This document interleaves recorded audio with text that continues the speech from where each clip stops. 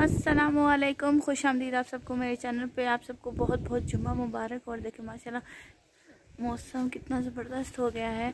आप सारे कहते होंगे कि हमेशा मैं जो मौसम क्यों दिखाती हूँ, क्योंकि मौसम अच्छा होगा तो आपका मूड भी अच्छा होगा, आपका दिल भी करेगा देखने को भी और खाना पकाने को भी और घूमने फिरने को भी। तो कौन को मेरी इस बात से एग्री करता है मुझे ज़रूर कमेंट में बताएगा। और आज का व्लॉग स्पेशल होने वाला है बहुत ज़्यादा, तो आपको देखना पड़ेगा, थोड़ा सा जो इंतज़ार कीजिए। पर इंशाल्लाह आपको जो है ना मैं दिखाऊंगी आज व्लॉग में आगे चल के क्यों स्पेशल है और किस लिए स्पेशल है वो भी बताऊंगी। अमरूद देखें माशाल्लाह ने बहुत ज़्यादा पक पक के जो है नीचे गिर रहे हैं, पर इनका एक मसला है, वो मुझे बताएं कि इनमें ना मतलब जो पक रहे हैं ना उनमें ज़्यादातर उनमें कीड़ा है। मतलब ठीक है, जिस तरह वो एक पका हुआ है वहाँ पे, ठीक है आपको नज़र आ रहा होगा वहाँ पे उसमें कीड़े हैं। आप मुझे ज़रूर बताइएगा कि मैं क्या करूँ, हम लोग क्या करें जिसकी वजह से कीड़ा ना हो, क्योंकि माशाल्लाह बहुत प्यारा दरख्त है और हमारा दिल नहीं है कि हम इसे काटें कुछ करें। आप मुझे ज़रूर बताएं कि हम क्या करें, और भी थोड़ी देर में आपके साथ सरप्राइज़ शेयर करते हैं। देखिए अल्लाह पाक ने ना जुमा मुबारक वाले दिन कितनी बड़ी रहमत हमारे लिए कर दी कि बारिश शुरू हो गई। सरप्राइज़ अभी भी पेंडिंग है, ठीक है, तो वो अभी मैं आपको बाद में बताऊँगी। मैंने कहा मैं आपको दिखाऊँ, और आवाज़ सुने बारिश की कितनी खूबसूरत है।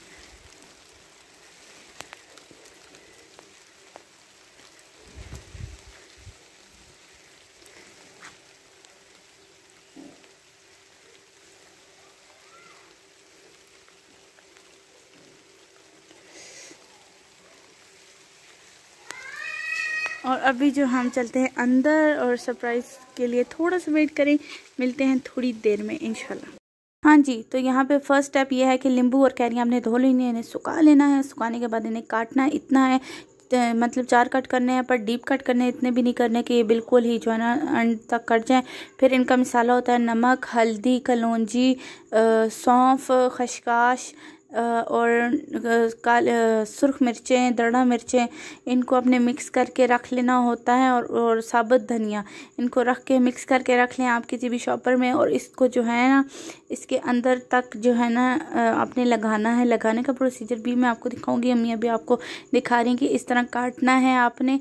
मैंने अम्मी को ही कहा था क्योंकि अम्मी ही अचार बहुत ज़बरदस्त बनाती हैं। और ये है सारा मसाला, मैंने कहा मैं आपको मसाला क्लोजअप दिखा दूँ। वही चीज़ें जो मैंने आपको बताई हैं वही हैं। और कैरियाँ हमने जो है वो नहीं अभी बनाया, कैरियों का अचार, ये कैरियाँ हमने ऐसे ही खा दी थी। पर हमने नींबू का अचार जो था वो बनाया है, क्योंकि हमारे गांव में बहुत मज़े का ये बनाया जाता है। तो ख़ास है, हमारे गांव की रवायत है कि जब भी नींबू आते हैं ना सीज़न में, तो नींबू का अचार ज़रूर बनाते हैं। मिर्चों का अचार भी बनाया हुआ था, पर मिर्चों का अचार जो है वो अभी तक मैंने शेयर नहीं किया, पर इंशाल्लाह वो भी नेक्स्ट शेयर करूँगी। इस तरह जो है ना अम्मी जिस तरह वो कर रही हैं, मतलब इसे फिल कर रही हूँ, उस तरह आपने भी करना है। ये नहीं करना कि थोड़ा सा ऊपर से धूड़ के तो बस हो गया, नहीं, इसको अंदर तक करना है, ठीक है। और फिर अम्मी ने ना आहिस्ता आहिस्ता पूरी टोकरी भर ली थी।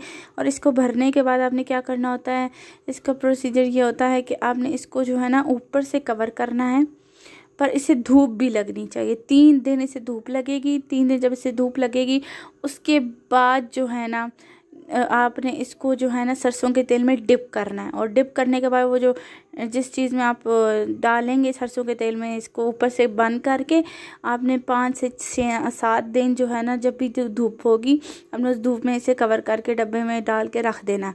उसके बाद आपने इसे हिलाना है, और जब भी हिलाना है तो मतलब फिर हिला के तो आपने इसको एयर टाइट बंद करना है डब्बे में, वरना अगर आप इसको ज़रा सी भी हवा में छोड़ेंगे तो अचार ख़राब हो जाएगा, उल्ली लगने का भी ख़तरा होता है। ये रहा 4 स्टेप जो कंप्लीट हो चुका है। और आगे अब आप देखें, ये है वो बाल्टी जिसके अंदर नींबुओं का अचार पड़ा हुआ है और मिर्चों का।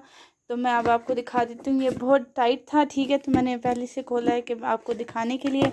और अब आप देखें कि माशाल्लाह से अचार जो है वो बिल्कुल रेडी है, ठीक है। थोड़ा थोड़ा इसमें है कसक, पर इतनी नहीं है। हम इसको जब भी धूप होती है ना तो धूप में से हम रख देते हैं। और इसको जब भी आपने यूज़ करना है ना, कोई भी चमचा अगर आपने यूज़ करना है, कुछ भी यूज़ करना है, तो आपने अलग अलग करना है। ये नहीं कि अगर आपने हाथ से किया, हाथ से ये ख़राब हो जाएगा। और एक चम्मच आपने अगर डाली है ना अंदर, तो वो फिर दोबारा वो चम्मच आपने यूज़ नहीं करनी। और ये सरसों का तेल है, इसके अंदर हमने ये अचार डिप कर दिया था। तो मैंने सारा प्रोसीजर जो है वो समझा दिया आपको वीडियो में। उम्मीद करती हूँ कि आपको पसंद आया होगा। तो इंशाल्लाह कल नई वीडियो के साथ मिलते हैं। तो इधर अपना ख्याल रखिएगा, लाइक शेयर सब्सक्राइब करेगा और फिर कल मिलते हैं। और ये देसी अचार रेडी है।